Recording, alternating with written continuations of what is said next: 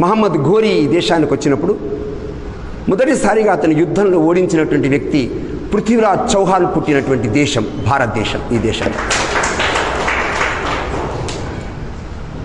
ఒకటి పృథ్వీరాజ్ చౌహాన్ దేనికి ప్రతీక అంటే ఒక పక్కన దేశం యొక్క రక్షణ కోసం, దేశం యొక్క సంస్కృతి సంప్రదాయాల కోసం మన పూర్వీకులు అందించినటువంటి ఏ ధర్మంలో నడవాలో ఆ ధర్మం యొక్క రక్షణ కోసం నిలబడేటువంటి వ్యక్తి.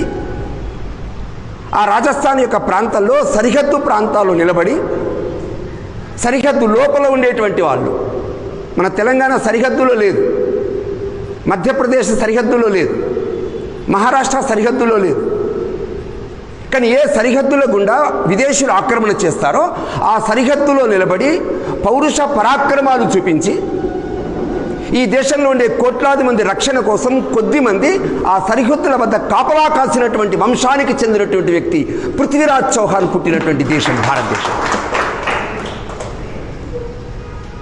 ఇక్కడ దేశం యొక్క దురదృష్టం ఏంటంటే ఈ దేశంలో మనందరం ఉన్న కులాల వారీగా, భాషల వారీగా, మన వ్యవహారాల వారీగా మనం కొట్లాడుకున్నటువంటి కారణంగా, అనైక్యత కారణంగా మహమ్మద్ ఘోరీని ఒకటిసారి ఓడించినప్పటికీ రెండవసారి అతను 17 సార్లు ఈ దేశం మీద దండయాత్ర చేస్తున్నప్పుడు ఓడిపోయినటువంటి ఘట్టములో, ఓడిపోయినటువంటి ఒక క్రమములో పృథ్వీరాజ్ చౌహాన్ చనిపోయిన తర్వాత దేశ రక్షణ కోసం నిలబడేటువంటి లక్షలాది మంది వ్యక్తులు, వాళ్ళ కుటుంబాలు ఏవో ధర్మము సంస్కృతి పేరుతో నిలబడ్డాయో, ఏవులు గోవుల ఆధారంగా బంజరు భూముల్ని సస్యశ్యామలం చేశాయో, ఏ కుటుంబాలు వచ్చినటువంటి వ్యక్తులకి అన్నమో రామచంద్ర అంటే అన్నం పెట్టి ఆ విధంగా దాన ధర్మాలు చేశాయో, సమాజంలో నీతి సత్ప్రవర్తన సత్యము ధర్మము దయ అంటే వాటికి ఒక ప్రతీకగా నిలిచినటువంటి కుటుంబాలు ఉన్నాయో అటువంటి కుటుంబాలన్నీ రాజస్థాన్ని వదిలిపెట్టి వెళ్ళిపోయాయి. ఒకళ్ళు ఉంటే ఏమయ్యేది? అనైక్యత కారణంగా, మిగతా వాళ్ళు సహకరించినటువంటి కారణంగా, ఆయుధాలు సరైనటువంటి అందనటువంటి కారణంగా, విదేశీ ముష్కరుల యొక్క దాడికి తట్టుకోలేక వాళ్ళ యొక్క మత మార్పులకు లోనై అందరూ ముస్లింలు అవుతున్నటువంటి సమయంలో ధర్మాన్ని మతాన్ని సంరక్షించుకున్నటువంటి సందర్భంలో సంచార జాతులుగా భారతదేశం అంతటా విస్తరించినటువంటి జాతి బంజారా జాతి ఈ దేశం. ఒక చోట లంబాడీలు అంటారు, ఒక చోట బంజారాలు అంటారు, ఒక చోట బంజారాలు అంటారు. కేటి పేర్లు ఏవైనా కొండలు కోనలు అడవులు తిరుగుతూ కేవలం వాళ్ళు తిరగడం మాత్రమే కాదు, కుటుంబాలతో సహా అట్లాగే ఏ పశువుల్ని ప్రేమించాలని చెప్పేసి బోధించేటువంటి తత్వం ఉందో అట్లాంటి గోవుల్ని ఆవుల్ని వెంటబెట్టుకొని ఎక్కడెక్కడైతే నివసించారో ఉన్నటువంటి కొద్ది సమయంలో సైతం ఆ యొక్క బీడు భూముల్ని బంజరు భూముల్ని సస్యశ్యామలం చెప్పి స్థానికంగా ఉండేటువంటి ప్రజలకు అప్పగించి మళ్ళీ సంచార జాతులుగా కొనసాగుతూ ఆ విధంగా దేశమంతా తిరుగుతున్నటువంటి సందర్భంలో ఈ దేశంలో మళ్ళీ ఐక్యత నిర్మాణం కోసం, సంస్కృతి సంప్రదాయాల్ని వెలుగొందించడం కోసం పుట్టినటువంటి ఒక లోకోత్తరమైనటువంటి ఉద్ధారకుడు సంత్ సేవాలాల్ ఈ దేశంలో జన్మించారు రాయలసీమలో. ఇక్కడ సంత్ సేవాలాల్ అనగానే సహజంగానే మనకేమవుతుందంటే వాళ్ళ సమాజంలో కులము పేరుతో మనం చూస్తుంటాం. ఇవాళ నేను మాట్లాడుతున్నానంటే ఈయన యొక్క కులం ఏంటి అని ప్రశ్నిస్తుంటాం. ఎవరైనా ఒలింపిక్స్లో ఎవరైనా స్వర్ణ పథకం పొందారనుకోండి, ఈమెది ఏ కులం, మా కులపేమనా అని ఆలోచిస్తుంటాం. ఏదైనా వ్యక్తి సమాజంలో సరిహద్దులో నిలబడి పోరాటం చేసి అసూలు పాస్తే ఈ సైనికుడు మా కులపోయినా కావచ్చు. అంటే ఈ దేశము ధర్మము గురించి మాట్లాడేటువంటి ఏ వ్యక్తి అయినా కులము యొక్క అద్దాలతో పక్కన పెట్టి అతను ఈ దేశంలో 130 కోట్ల మంది ప్రజల హృదయాలపై నిలబడి ధర్మం కోసం నిలిచినటువంటి ఒక మహా వ్యక్తిగా గుర్తించాలి. అలాంటి వ్యక్తి సంత్ సేవాలాల్.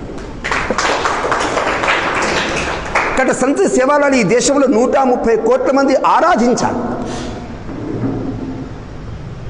ఎందుకంటే దేశంలో ముఘలుల యొక్క పరిపాలనా సమయం తర్వాత ఈ దేశానికి ఆంగ్లేయులు వచ్చినప్పుడు ఆంగ్లేయులు ఈ దేశంలో సుమారుగా కోట్లాది మంది పశువులను ఆవులను వధించి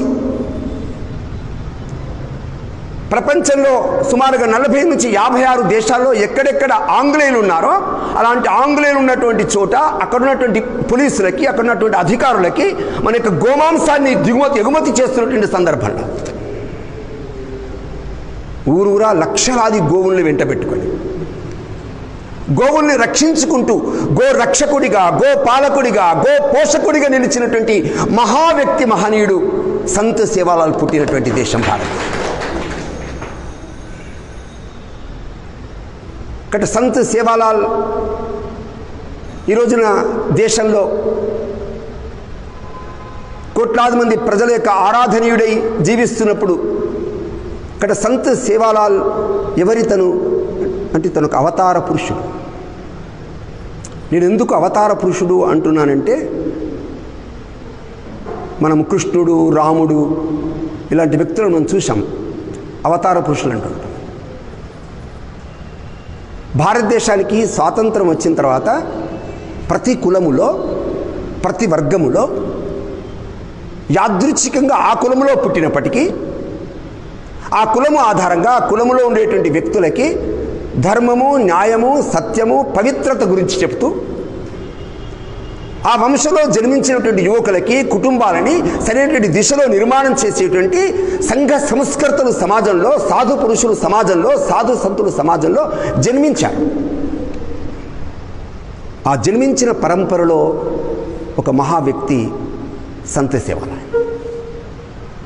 ఇక్కడ సంత్ సేవాలాల్ అనంతపురం గుత్తిలో జన్మించారని చెప్తారు. అయినప్పటికీ దేశంలో మహారాష్ట్ర, అలాగే మధ్యప్రదేశ్, ఛత్తీస్గఢ్, అలాగే మన దక్షిణ ప్రాంతం అంతా వారు తిరిగినప్పుడు ఇక్కడ ఉండేటువంటి ఒక బంజారా జాతిని ఎందుకు ఎంపిక చేసుకున్నాడు అంటే, అతను చెప్పినటువంటి విషయం కేవలం బంజారా జాతి ప్రజలే అనుసరించాలా? అది కాదు.